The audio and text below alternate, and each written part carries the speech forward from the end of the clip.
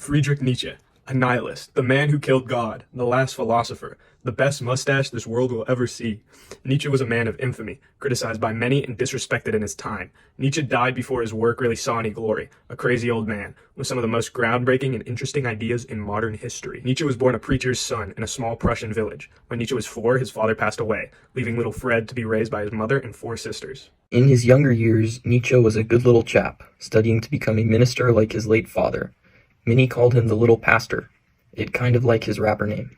But in his later teen years, Nietzsche changed. He lost interest in his studies and questions God's existence. Nietzsche joined the University of Bonn at 20, where he lived wildly, drinking and partying, along with other miscreant teen activities, such as fighting in a Despite duel. his cool and hip activities, Nietzsche was never one of the guys. He was an outcast and did not have any real friends. Due to not really having any friends and being a bit of a loser, Nietzsche started suffering from panic attacks, which would plague him for the rest of his life. Nietzsche moved to Leipzig for university, where he met a very influential figure in his life, Ritschl, who introduced him to the ideas of philology and classic philosophy. As Nietzsche experienced life in university and began studying philosophy, he found himself disgusted by hedonistic pursuits that his peers partook in, which would make you think that he would turn to the church, but he still refused to return to those folk. Nietzsche became depressed in this time of his life, leaving him vulnerable to radical ideas. In this vulnerable frame of mind, Nietzsche stumbled upon pessimism in his studies.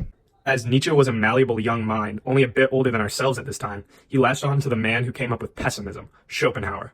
The only way to really describe how Nietzsche felt about Schopenhauer is that of the modern day lonely young man view on Ryan Gosling. Pessimism's idea is that we are pawns to a life force that we can't control, so our best hope is to detach ourselves from reality. As Nietzsche matured mentally over time, though, he began to disagree and tinker with the idea of pessimism. In his later years, Nietzsche would state that Schopenhauer's idea of life having no objective meaning is true, but rather than Schopenhauer's will to live being the ultimate will, Nietzsche came up with his idea of the will to power, which we will cover later, but is basically the need to have control.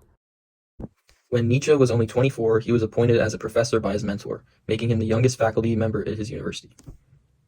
However, Nietzsche was not a good lecturer and would often go completely off track and rant for hours, leading to his classes to dwindle in attendance. Nietzsche also disliked being an academic, thinking that it limited him as well as strongly disliking his coworkers, causing him to be unhappy. Nietzsche put his stash to work by volunteering as a medic in the Franco-Prussian War. Like the modern man watching Fight Club for the first time, when Nietzsche went to war, he became obsessed with a new man, but instead of it being Brad Pitt, it was Otto von Bismarck. Nietzsche viewed Bismarck as a higher morality, and on top of this, he started researching Darwinism.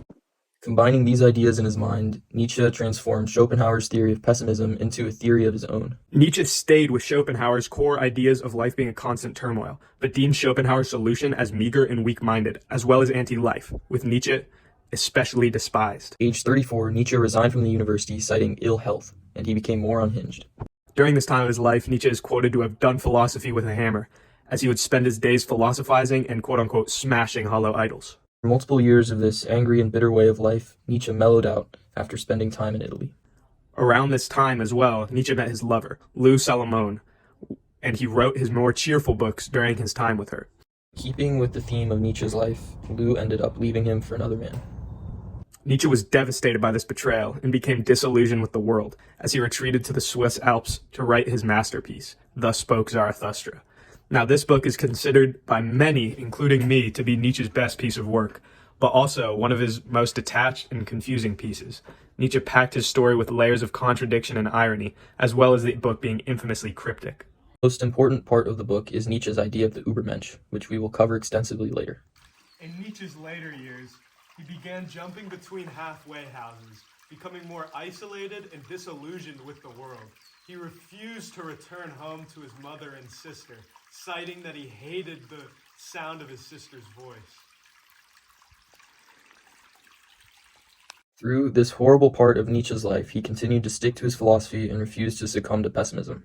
While witnessing a horse being beaten to death by its owner in the streets of Turin, Nietzsche ran up to the horse, hugged its neck, and screamed, "I understand you," and sadly passed away. Nietzsche was a troubled man, and he died relatively unknown for his time, but his ideas of tragic optimism, the Übermensch, etc.